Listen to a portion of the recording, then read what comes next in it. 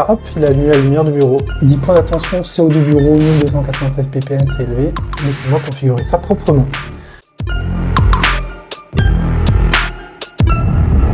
Depuis plusieurs semaines, si vous suivez Twitter et si vous écoutez des podcasts, on ne parle que d'une seule chose, OpenClaw. OpenClaw, qu'est-ce que c'est? C'est un agent IA. Contrairement à ChatGPT ou Gemini qui ne sont juste des assistants, vous leur posez une question et ils vous répondent, OpenClaw, lui, c'est un véritable agent qui va travailler en arrière-plan. Si vous lui donnez une tâche, il va continuer à travailler en arrière-plan jusqu'à résoudre cette tâche.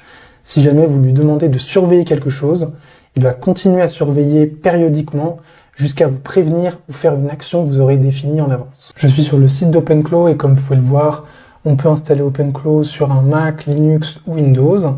Et ensuite, on va pouvoir connecter OpenClaw à des applications de messagerie, comme par exemple WhatsApp, Telegram, Discord. En fait, n'importe quelle application que vous utilisez, vous allez pouvoir l'utiliser pour discuter avec votre agent IA.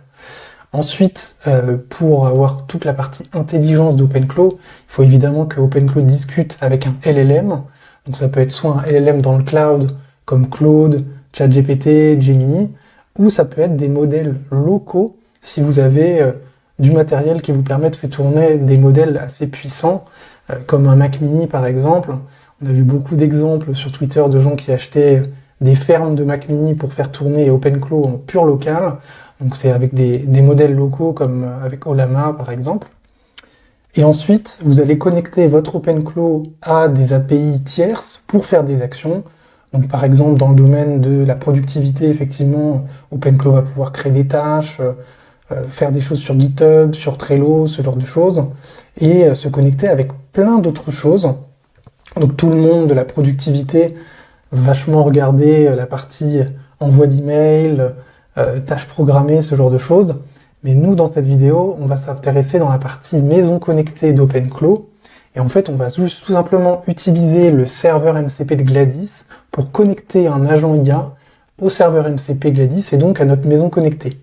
L'objectif, c'est de voir qu'est-ce qu'on peut faire avec un agent IA et est-ce qu'il est capable de contrôler notre maison, c'est-à-dire si je lui parle après via une application de messagerie quelconque, est-ce que je peux contrôler des choses chez moi? Est-ce que je peux lui demander de faire des actions à des horaires prédéfinis? En fait, c'est un peu comme créer des scénarios dans Gladys, sauf que là, on parle à une personne qui ressemble vraiment à un humain. On verra aussi les limites de ce système, je vous montrerai un peu tout ça. Le plus simple pour mettre en place un serveur OpenClaw, ça va juste être de lancer un petit serveur en ligne dans le cloud, un petit VPS. L'idée, ça va être d'avoir une machine virtuelle isolée qui va me permettre de faire tourner OpenClaw de manière totalement séparée de mon infrastructure. Je vous déconseille de faire tourner OpenClaw sur votre machine. Il y a quand même eu des gros problèmes de sécurité. On parle quand même d'une IA auquel vous donnez accès les clés de votre instance locale. Et donc, si vous ne voulez pas vous retrouver avec une IA qui supprime tous vos fichiers, tous vos emails, je vous conseille de le faire dans un environnement isolé. Donc ici, je vais utiliser Hetzner. C'est un hébergeur allemand qui fonctionne vraiment super bien et qui, surtout, n'est vraiment pas cher. Vous allez voir.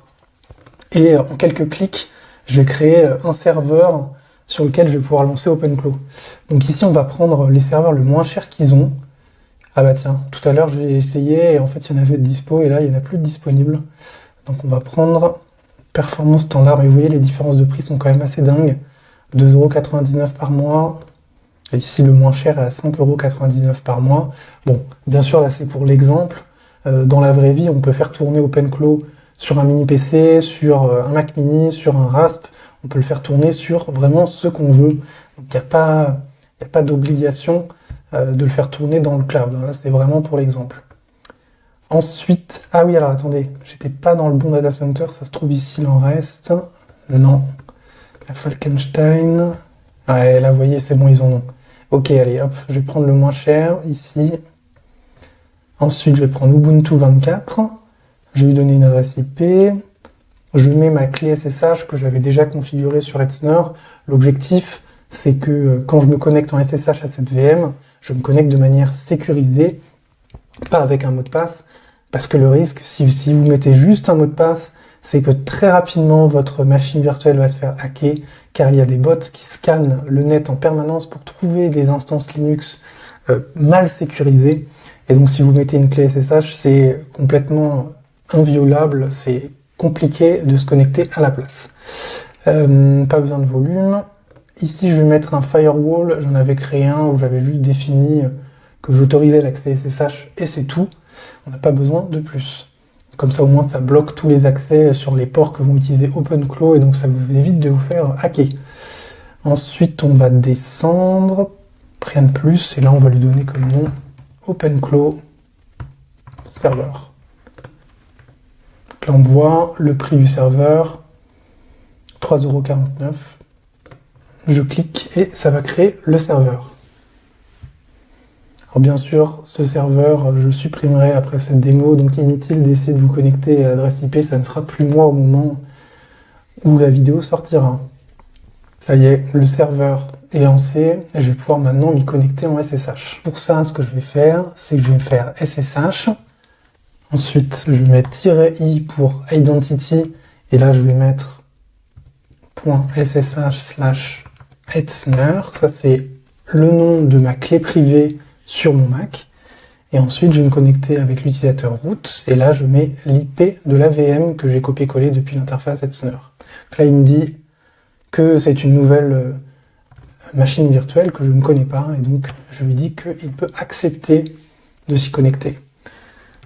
Donc là, c'est bon. J'y suis connecté en SSH. On voit qu'il y a 37 Go de disque disponible, 5% de la mémoire utilisée. Donc là, on est sur notre OpenClaw serveur. Ce que je vais faire maintenant, c'est que je vais copier-coller depuis le site d'OpenClaw la commande pour installer OpenClaw et ensuite on va le configurer ensemble. Je colle la commande et on va le laisser installer. Du coup, il détecte qu'on utilise Linux et il va installer du coup Node.js et en fait toutes les dépendances. On va le laisser travailler. Ok, les build tools ont été installés. Top, donc là il a installé Node 22, Git est déjà installé, maintenant ça y est, il installe OpenClaw. Ok, donc ça y est, OpenClaw est installé. Maintenant il me met un petit disclaimer pour dire qu'il faut faire attention à la sécurité. Donc je vous le dis, il faut faire vraiment attention où vous installez OpenClaw et ce que vous lui donnez comme accès, parce qu'il peut faire des merveilles, mais aussi beaucoup de bêtises. Donc on lui dit, oui, on comprend. Faire le quick start. Moi, ce que je vais faire, c'est que je vais configurer Anthropic pour cette démo. Et je vais mettre une clé d'API Anthropic. Donc, je vais copier-coller ma clé d'API tout de suite. Je copie-colle ma clé d'API. Ensuite, le modèle que je vais mettre Claude Sonnet 4.6. Si jamais vous voulez quelque chose d'un peu moins coûteux, vous pouvez utiliser un modèle moins cher, comme Claude Haiku par exemple. Si vous voulez quelque chose de plus poussé, vous pouvez utiliser des modèles plus chers comme Claude Opus. Mais attention, ça va très très vite. Déjà sur Claude Sonnet 4.6, j'ai fait quelques tests tout à l'heure. Et on est très vite à 5-10 $ pour quelques heures d'utilisation. Donc ça va vraiment très très vite si vous l'utilisez beaucoup. Donc attention. Ensuite, il nous demande avec qui on veut communiquer, enfin comment on veut communiquer avec lui. Moi, je vais utiliser Telegram. Donc, je vais lui dire Telegram. Donc, il a enregistré toute la configuration dans ce fichier-là. On pourra aller la voir après si besoin. Et il me propose de configurer des skills. Donc, je vais lui dire oui. On va regarder pourquoi pas ce qu'il y a. Donc là, typiquement, si vous voulez faire quelque chose, je sais pas, lié à GitHub, vous pouvez connecter GitHub. Moi ici, j'ai l'impression que pour faire du serveur MCP, il faut utiliser MC Porter, on va l'installer. Je suis pas sûr que ce soit ça, donc on va voir. Il y a plein d'autres outils, on peut voir Obsidian pour créer des notes, Whisper si vous voulez faire du speech to text. En fait, il y a plein de choses qui sont possibles et vraiment, il faut connecter des skills, quoi. On va mettre MC Porter, il faut faire espace et ensuite entrée. On va lui dire d'installer avec npm, qui va l'installer. Et en fait, une fois qu'on aura OpenClaw configuré, je pense qu'on va juste utiliser l'interface et le chat pour en fait faire évoluer pour faire évoluer notre installation et le laisser en fait installer des choses, vu que OpenClaw n'est capable de tout faire en fait. Est-ce que Google Place API je le veux? Non. Est-ce que Gemini? non plus. Pour générer des images avec Nano Banana Pro, ça non plus. Notion, on n'a pas besoin. OpenAPI pour générer des images non plus. Ça, c'est pour le text-to-speech. Eleven Labs pour parler non plus. Pour l'instant, on n'a pas besoin de ça. Les hooks. Alors en fait, les hooks, j'ai l'impression... Alors tout ça, c'est pour, par exemple, la gestion de la mémoire. On va dire oui. Boot.md, je pense que c'est des choses à faire au démarrage. On va dire oui. Ça, je sais pas trop. Commande logger. Ok. Bon, je sais pas trop si on a besoin du reste. On va juste installer ça, je pense. Ok. Là, il a écrit la config. Il installe le gateway service. How do you want to hatch your bot? Hatch in the TUI recommended. Voilà, si c'est recommandé, on va le faire. Hein.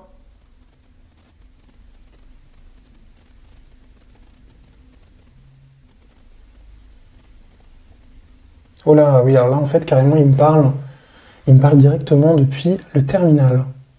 Donc là, visiblement, il est déjà en train d'utiliser Claude Sonnet pour me parler. Il me parle en anglais, donc on va lui dire qu'on est en français. Bonjour, je suis Pierre-Gilles. Je suis français.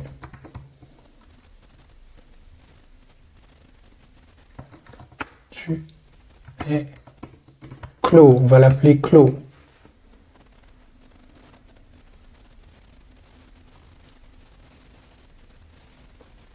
Voilà, cours direct un peu animal, super.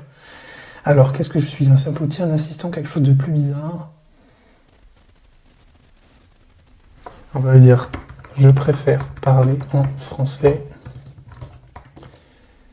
Je vais te connecter au serveur MCP de ma maison connectée pour que tu surveilles mon logement. Je veux que tu sois mon gardien qui vérifie que tout va bien à la maison. Ok, on va lui dire ça.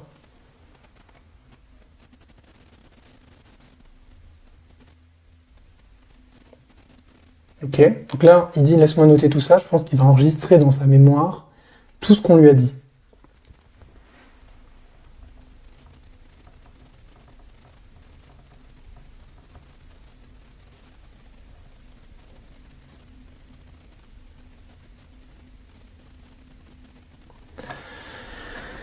On va dire je suis en fuseau horaire Europe-Paris.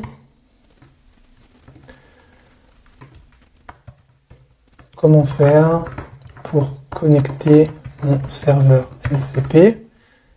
Là, ce qu'on peut faire, c'est qu'on peut lui dire j'utilise Gladys Assistant, regarde la documentation sur leur site qui parle de serveur MCP. Comme ça, en fait, il va aller tout simplement aller voir lui-même. Ça reste un agent IA, donc normalement, il est capable de faire tout ça tout seul. Pas de clé Brave configurée, je vais directement aller sur le site Gladys. Ah, peut-être qu'effectivement, il a besoin d'un navigateur, je ne sais pas. On va voir ce qu'il fait. Bon, là, je ne sais pas ce qu'il fait, mais en tout cas, ok. On va dans intégration. Alternative, tu as Gladys Plus. Il me demande est-ce que j'ai Gladys Plus. On va lui dire oui, j'ai Gladys Plus. Donc là, il me dit qu'il faut que j'aille sur Gladys Plus, que j'aille sur cette URL, que je crée une clé d'API, et ensuite que je lui donne la clé. C'est ce qu'on va faire. Je suis dans Gladys Plus, dans les paramètres, dans l'onglet Open API. Donc ça, en fait, c'est la progressive web app de Gladys. J'ai lancé l'application Gladys sur mon ordinateur. On va créer une clé d'API qui va permettre à OpenClaw de parler à un serveur MCP et de contrôler tous les objets que j'ai chez moi. Donc là, la clé d'API, je vais l'appeler OpenClaw. Je vais cliquer sur Générer. Ici, là, ça me donne une clé que je copie-colle et que je vais pouvoir après donner à OpenClaw. Bien sûr, j'aurais invalidé la clé au moment où vous regardez la vidéo, donc inutile de la recopier, ça ne sert à rien, elle aura changé depuis. Je vais lui donner la clé d'API, on va voir dire voilà la clé d'API pour Gladys Plus. Et on va voir s'il est capable du coup de récupérer la clé, de créer la configuration et ensuite de se connecter à tout le matériel que j'ai chez moi en fait. Puis après on va peut-être configurer Telegram pour arrêter de lui parler dans un terminal et plutôt lui parler de manière propre dans une interface de chat classique. Oula, donc là il me dit connecter. Ok. Ok, je vois déjà beaucoup de choses. Intéressant.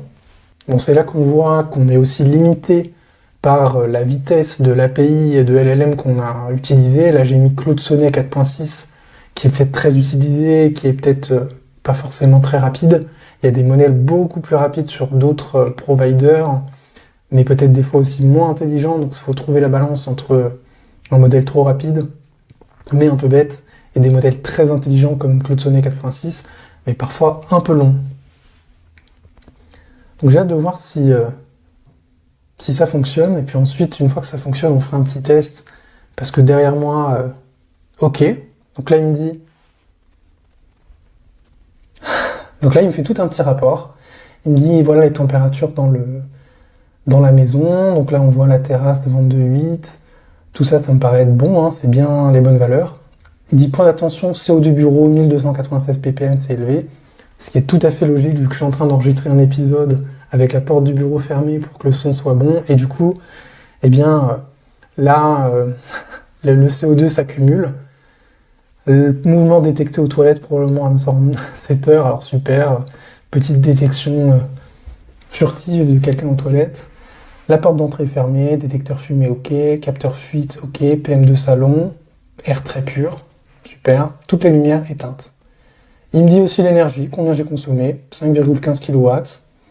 Le lave-linge, la prise est allumée, mais 0 watts de consommé, donc il est probablement en veille, ce qui est vrai vu qu'il n'y a pas de lessive actuellement lancée. Donc là, c'est quand même incroyable, j'ai juste donné une clé d'API, je n'ai rien configuré, et là en fait il s'est connecté à tout, il a installé les bons plugins, c'est quand même assez fort.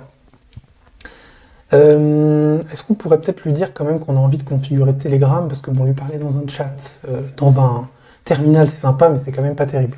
On va dire j'aimerais configurer Telegram pour te parler depuis Telegram.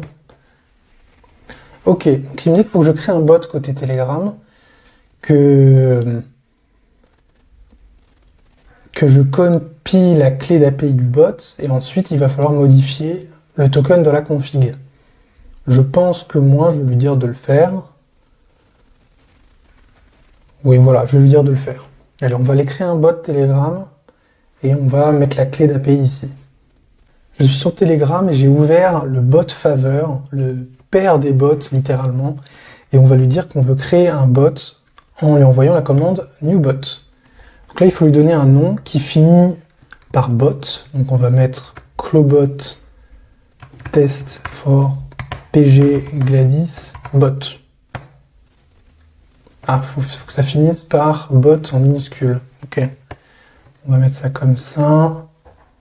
Mince. Ok. Donc là, ça m'a généré une clé d'API. Je clique, ça la copie et je vais aller donner cette clé d'API à OpenClaw pour qu'on puisse parler via Telegram. Donc ici, depuis le terminal, je vais lui donner voilà la clé d'API du bot Telegram que je viens de créer. Peux-tu configurer tout ça? Là, il dit Gateway disconnected, j'imagine qu'il est en train de redémarrer le serveur. Je redémarre le gateway, effectivement. Donc là, je ne sais pas si ça a fonctionné. Mais en tout cas, je vois Gateway reconnected.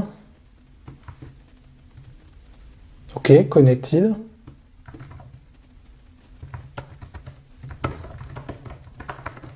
Je vais lui demander, est-ce que c'est configuré? J'ai envoyé un message au bot Telegram et en fait, ça m'a envoyé un pairing code. Et donc ça, c'est vachement important. Je vais donner ce pairing code à OpenClaw et du coup, ça va lui dire qui je suis et ça va lui permettre d'authentifier cet utilisateur. Sinon, n'importe qui pourra envoyer un message à ce bot et après l'utiliser. Donc ici, je quitte et je vais récupérer ce que ce qu'il m'avait dit, voilà, OpenClaw list, pairing list Telegram. Normalement, on va voir le channel sur lequel j'ai envoyé un message. Voilà, très bien. Du coup, là, pour l'accepter, il faut utiliser la commande OpenClaw pairing approve Telegram et ensuite mettre le code. On met le code. Ok. Et là, normalement, je peux utiliser Telegram pour discuter avec OpenClaw. Salut Claude, tu me reçois bien? Là, du coup, normalement, on va pouvoir discuter. Yes! Alors, c'est marrant, là, maintenant, on voit le reasoning à l'intérieur de fais-moi un récap de ma maison connectée. Oh là, mauvaise orthographe. Il dit je vais interroger Gladys. Ok, donc là, vous voyez, c'est bon, il me fait un petit récap de la maison qui est bien connecté à Gladys via Telegram. Là, ce qui est super intéressant, c'est que on a vraiment du coup un véritable agent qui est toujours prêt à me répondre, qui va pouvoir utiliser les données de Gladys, mais si je le connecte à d'autres services, il peut coupler les deux. Et donc c'est là où ça devient intéressant. Si je le connecte à mon calendrier, si je le connecte à mes mails, en fait, on va pouvoir faire des choses dans la maison correspondant à quelque chose dans mes mails ou dans mon calendrier.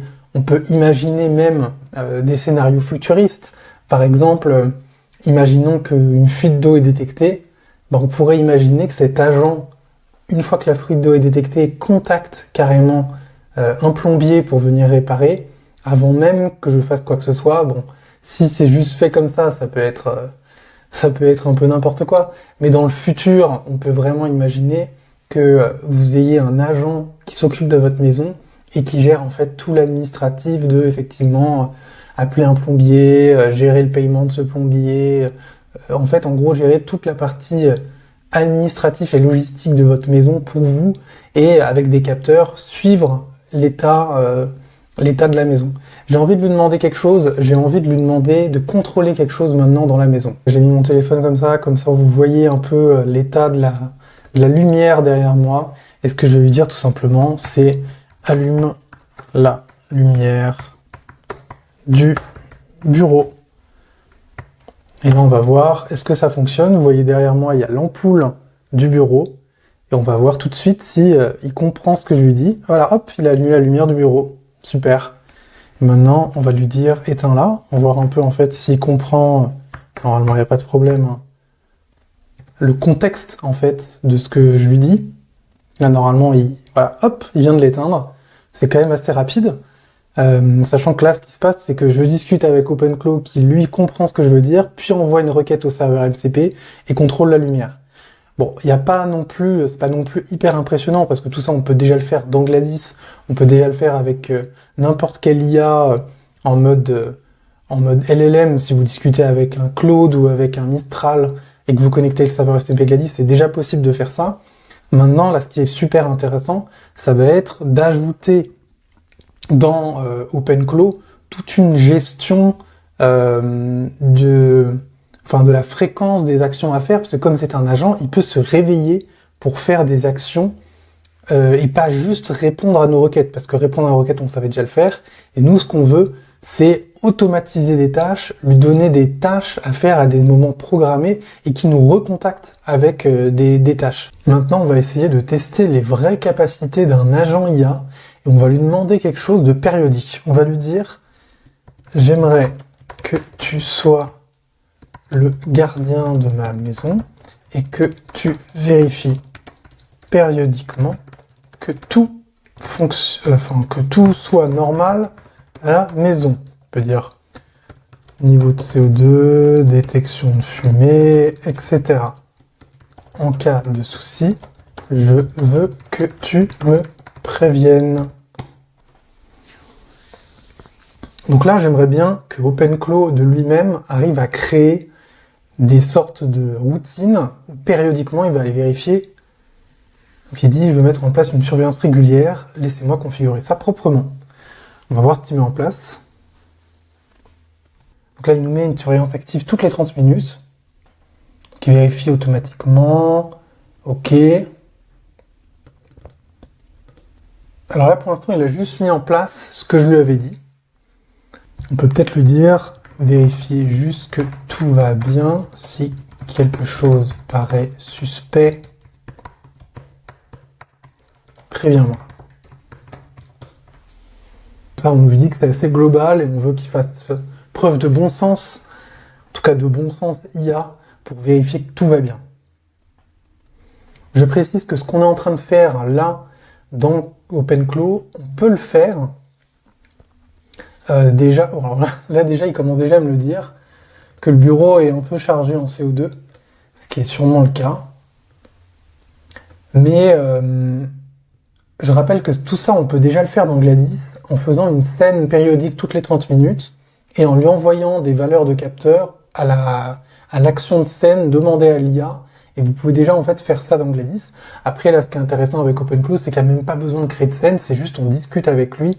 Là, je le fais sur Telegram, ça peut être depuis votre WhatsApp, ça peut être depuis Discord, ça peut être depuis n'importe où. Et donc c'est quand même assez intéressant. Je pense qu'on peut même aller plus loin pour lui dire par exemple, je veux que tous les matins disons qu'on se lève à 8h, tous les matins à 8h, je reçoive un récapitulatif de l'état de la maison. Donc, comme ça, il met en place un cron le matin à 8h qui va m'envoyer un petit récapitulatif de la maison par message, ce qui peut être sympa pour comprendre un peu comment est ma maison, quoi. Donc, il dit c'est configuré. Je vais lui dire, est-ce qu'on peut tester ce message dès maintenant pour voir un peu à quoi ça ressemble. On peut peut-être lui demander aussi, pendant qu'il m'envoie le message, est-ce que tu as d'autres idées d'automatisation intéressante avec OpenClaw? Oula, d'automatisation intéressante avec OpenClaw plus Gladys. Ah.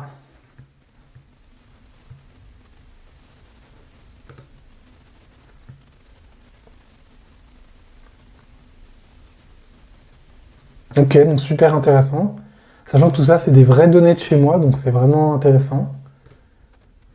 Ok, franchement, c'est propre, hein. Moi, si je peux recevoir ça tous les matins, c'est cool. On peut lui demander, donc, est-ce que tu as d'autres idées d'automatisation intéressantes avec OpenClaw plus Gladys, même si je dois installer